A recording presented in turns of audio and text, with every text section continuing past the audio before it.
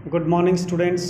मैं doctor Harish Kumar, associate professor political science, SK government girls college Sikar. आज की क्लास में हम अमेरिका के राष्ट्रपति की चुनाव की जो प्रक्रिया है उसके संबंध में चर्चा करेंगे। अपने गत जो क्लास थी उसमें अपन ने इसी टॉपिक के ऊपर चर्चा की थी, जिसमें अपन ने 3 बिंदुओं के ऊपर विशेष रूप से डिस्कस किया था, जिसमें अपन ने देखा था कि सबसे पहले स्टेज के ऊपर प्रत्याशियों का मनोनयन होता है, जिसमें जो राजनीतिक दल हैं अमेरिका के अंदर मुख्य रूप से 2 राजनीतिक दल हैं, एक डेमोक्रेटिक एक रिपब्लिकन। ये दोनों पार्टी अपनी अपनी राजनीतिक दलों की तरफ से कैंडिडेट मैदान में उतारती हैं। उसके बाद हमने देखा था कि चुनाव का जो अभियान है उस चुनाव अभियान के अंतर्गत राजनीतिक दल हैं अपने अपने कैंडिडेट्स को टिकट वितरित करते हैं, क्योंकि ये जो निर्वाचक मंडल होता है वही आगे चलकर राष्ट्रपति को वोटिंग करता है।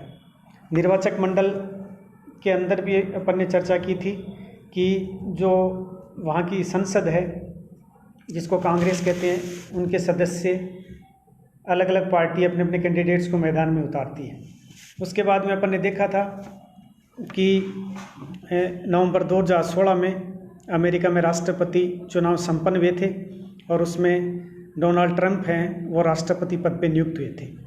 इसके बाद अगली कड़ी में हम लेंगे कि निर्वाचक मंडल द्वारा राष्ट्रपति का जो चुनाव है उसका तरीका क्या है।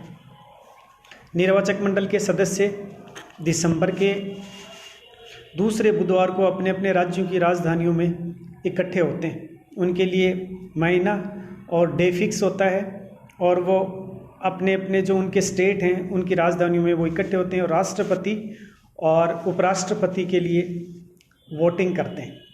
मतपत्रों को सीनेट तथा प्रतिनिधि सभा के सदस्यों की उपस्थिति में ही खोला जाता है और सीनेट का जो अध्यक्ष होता है वो मतों की गिनती करता है और जिसके भी पक्ष में वोट ज़्यादा आते हैं उन्हीं को वो राष्ट्रपति पद के लिए उम्मीदवार वो पद के लिए राष्ट्रपति घोषित कर देता है। उसके बाद एक स्थिति ये भी आती है कि कई बार उम्मीदवारों को स्पष्ट बहुमत नहीं मिलता है। ऐसी स्थिति में अमेरिका के संविधान के अंतर्गत क्या व्यवस्था की गई है उसके ऊपर अपन चर्चा करेंगे। यदि मतगणना का परिणाम ऐसा निकलता है जिसमें किसी भी प्रत्याशी को यदि आवश्यक बहुमत प्राप्त नहीं होता है तो राष्ट्रपति के निर्वाचन का कार्य प्रतिनिधि सभा करती है, जो कि वहाँ की संसद के 2 अंग हैं, सीनेट और प्रतिनिधि सभा। अगर दोनों ही कैंडिडेट को बराबर बराबर वोट मिलते हैं तो राष्ट्रपति को फाइनल करने का जो अधिकार है वो प्रतिनिधि सभा के पास चला जाता है और प्रतिनिधि सभा सदस्य राज्यवार मतदान करते हैं। इस प्रकार 50 राज्यों के कुल 50 मत होते हैं और 26 या 26 से अधिक मत पाने वाले उम्मीदवार को विजयी घोषित कर दिया जाता है। ये ऐसी स्थिति में होता है जैसा कि हमने पहले देखा कि अगर किसी भी राजनीतिक दल के कैंडिडेट को स्पष्ट बहुमत नहीं मिलता है, अगर बराबर की स्थिति आ जाती है तो उस स्थिति में जो है राष्ट्रपति को नियुक्त करने का जो अधिकार है वो प्रतिनिधि सभा के पास चला जाता है। उनके जो 50 मेंबर है वो वोटिंग करते हैं, जिसको आधे से ज़्यादा यानी 26 या 26 से ज़्यादा जिसको वोट मिलते हैं वही कैंडिडेट राष्ट्रपति पद के लिए योग्य मान लिया जाता है। अमेरिकी संविधान के इतिहास में अब तक केवल 2 बार राष्ट्रपति प्रतिनिधि सभा द्वारा चुने गए हैं। 2 ही बार अब तक ऐसा हुआ। एक बार सन 1801 में जेफरसन और 1825 में एडम्स। ये 2 कैंडिडेट हैं। जब ये अपने मैदान में थे तो इनके और जो सामने वाले कैंडिडेट थे उनके बराबर मत मिले थे उनको, और उसके बाद में प्रतिनिधि सभा ने ये फाइनल किया था वोटिंग करके।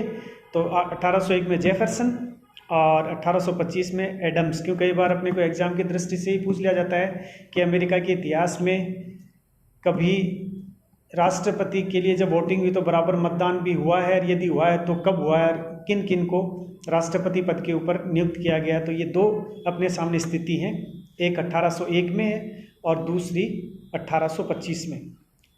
राष्ट्रपति बनने के बाद बात आती है उनका पद ग्रहण करने की।